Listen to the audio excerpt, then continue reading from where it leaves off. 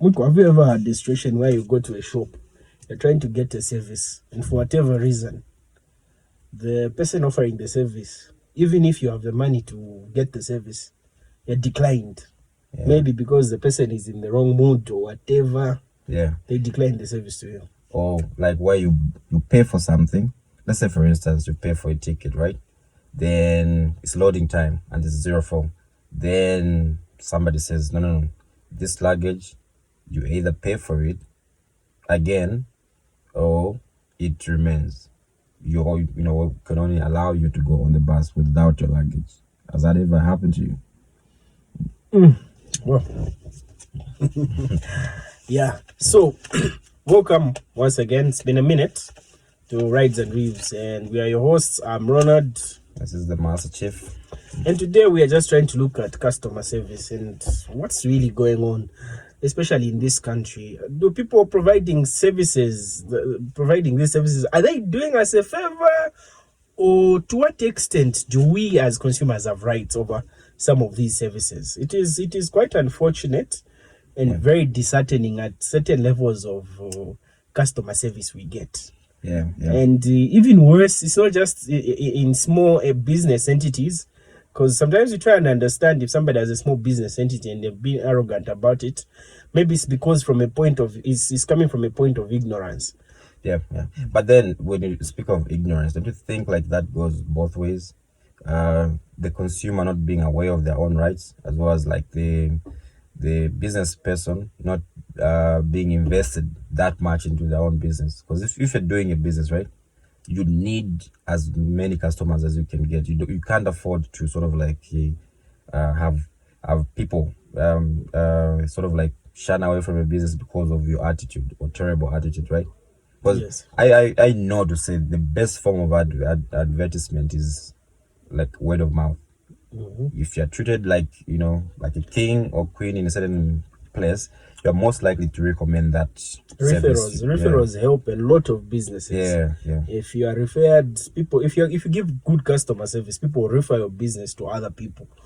But then it's wild. Yeah, like that's not what you think in the comment section. Like, is it like the terrible attitude or terrible services that mostly we get? Is it because of us as consumers, or is it because of the service providers or whoever is providing the goods that we want? Yeah, do we need more awareness of our own rights as consumers? Because I'll tell you, one time I had an incident.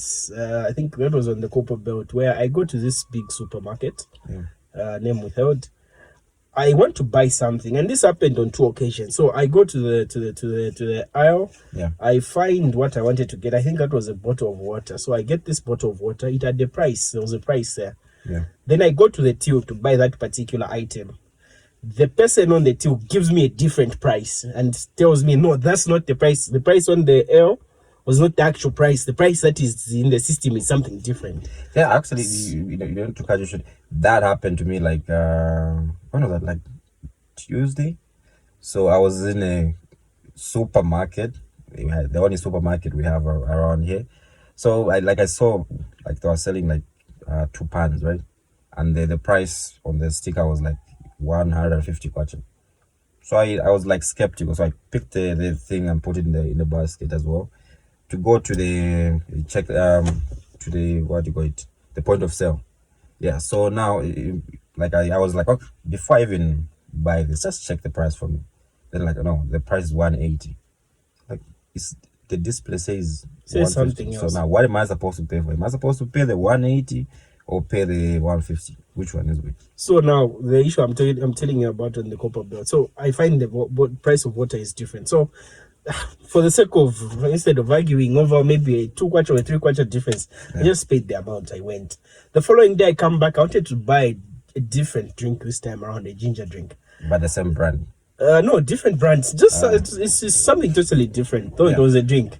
I go to the aisle. I pick up the drink. I go to the tills there. I want to punch this drink, and then a different price comes up. And now this time I get upset now. I'm like, what's going on? And then the girl on the till doesn't know that I have a right, because normally what happens is, if I go in a big supermarket, there's a price on the the aisle has a different price. Yeah. The price that is there in the aisle is the price I'm supposed to pay. Exactly. You know that, right? Yes, yes. Even if I found something worth Has 1,000 made a kwacha, mistake, yeah. somebody has mislabeled the price. The price that is there is the price I'm supposed to pay. I have a right to claim for that, because the reason why they put prices is to guide me, instead of me always having to go to the system. And then, so if they misguide me, it's not my fault. Yeah, but exactly. this happens, and then this girl is upset, and then she's all moody about it. And then I'm like, I want to talk to your manager. And then she's like trying to block me from talking to the manager and whatnot. So it was a very sorry sight. Besides that, I think I've just observed this in so many places I've been in, and especially in small towns where there are very limited people doing business. These people that do businesses tend to have terrible attitudes. Like, they can do without your money.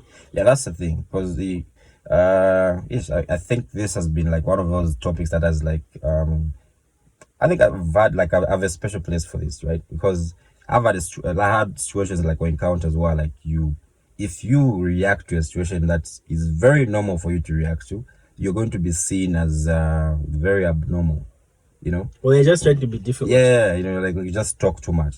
So now, for me, I get confused. Like, well, like somebody cannot, you know, like last week or the other week? Yeah, you know, I was telling you about the terrible deal I had. You know, seated in this place, you know, having a good time, just having a drink. Then what happens? The owner just snaps and said, no, I'm closing, you know, because you know, I can't be running my genset because, you know, it's like there's nobody buying. I'm like, okay, this drink was paid for, isn't it? So I have a right to be here until such a time when this establishment closes. And the owner just came at me, you know, like I'm crazy. Like they made it seem like, oh, okay, this is one of those guys that just, you know, love talking. But what I was trying to put across is that you're a small business, right? And even if you're a big business, you cannot just dream and say, okay, you know what, guys, step outside, you know, let me go. And then if you, whatever drinks you have, just drink them in rapid, you know, succession and so on and so forth. So now you find to say a lot of people, they you know, the thought behind is that, oh, okay, because this is the owner of a place, he has the right to chase you, he has the right to, you know, to discriminate against you in one way or the other. But the point is that when you buy something from a shop, or you buy something from, let's say, you know, like maybe it's a restaurant or something, right? You own the right to be in that establishment for that particular period. Precisely. You know, now nobody's always going to come up and just tell you to say, okay, this is, I don't like how you're dressed, you know, so leave my shop. And then the way it is some people forget that when you open a place like a bar, the moment you open the bar and you allow people to come into the bar, it stops being private. Precisely. It's more of a public place than a private place. Yeah. So some people still feel like it's a private arrangement, because I hear some people who chase you and tell you, it's my bar, I can do what I want. No. So the essence of like today's discussion mainly is just to try and remind fellow consumers that we have rights. We have rights. For instance, somebody has a right to provide to you good service, especially if you are paying for it. Even goods. When you go into a shop, you have a right to buy stuff that is not expired. If you buy something that is expired, you have a right to return it, and then it's either you get your money back or they give you a better item. Yeah. You have a right to things like warranty. You have a right, as long as you're buying from established outlets.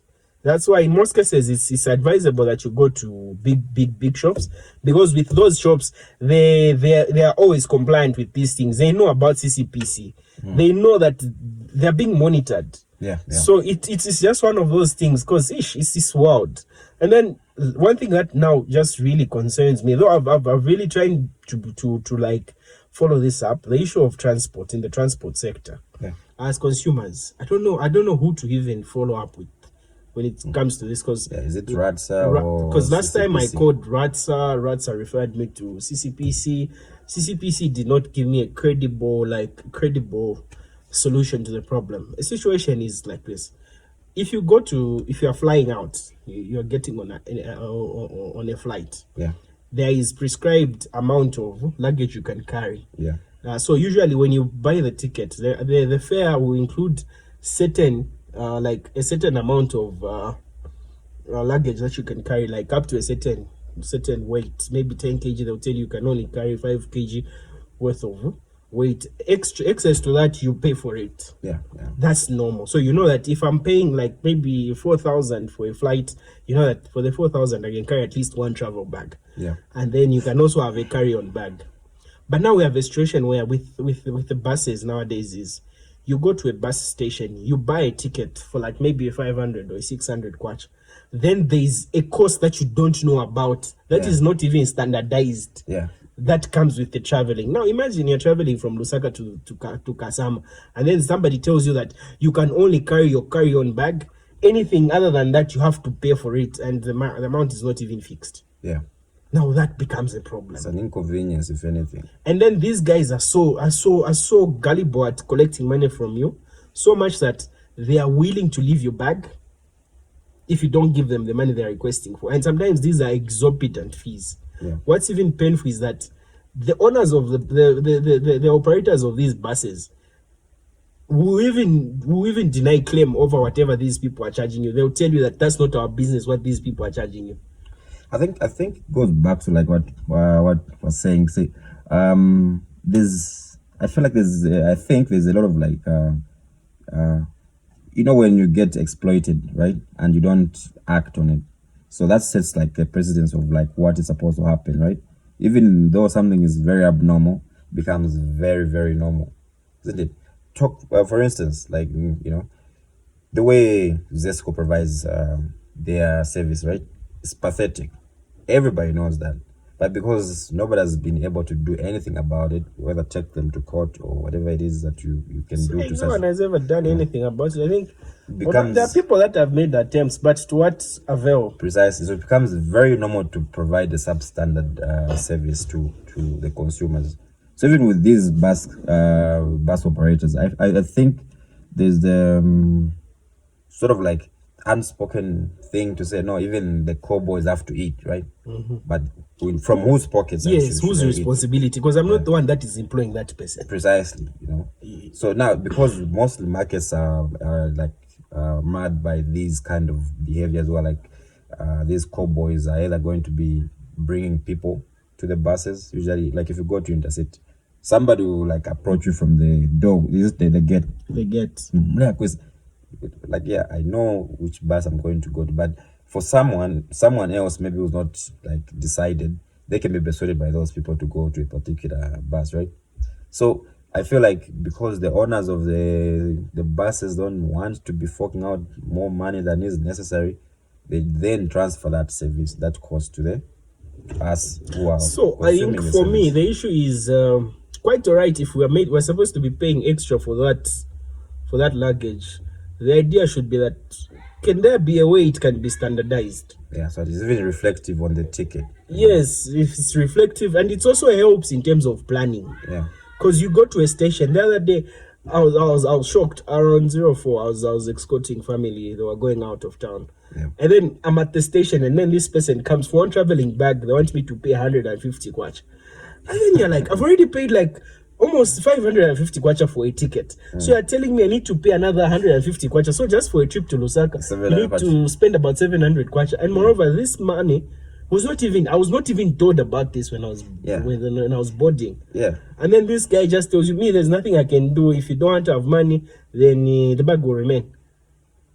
And then you're like, and then with no levels of compassion whatsoever. So I think with the local authorities, if there is anybody listening to us, I think the appeal is, can there be a way these luggage issues can be standardized? And don't give us an excuse to say, no, these cowboys also have to eat.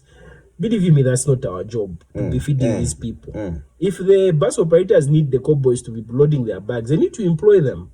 Put them on salaries and what have you. I love the way like this bus has come up. Like, is it UBZ? Yes. That's bus service. I feel like for them, like the service is like luxury. I think, you know, you don't need to fuss about, oh, my bag this or what and what. Unnecessary headaches. Yeah, everything. Because what I was of the view was that if somebody is moving, like let's say from Kasama to Lusaka or Lusaka to whichever long distance town, if you know that people are traveling long distances, what is the possibility that somebody won't have a traveling bag? Yeah, Obviously, exactly. somebody will have a traveling bag. And the reason why the buses have those carriers, the baggage area, which is beneath the bus, is for the people that are traveling in the bag to have their bags in there. So the idea should be that maybe there should be an allowance of maybe one traveling bag, or maybe of specific dimension, so that if I carry anything bigger than that, then there should be an extra charge. The charge should be standardized. Yes, if they say if you are supposed to carry maybe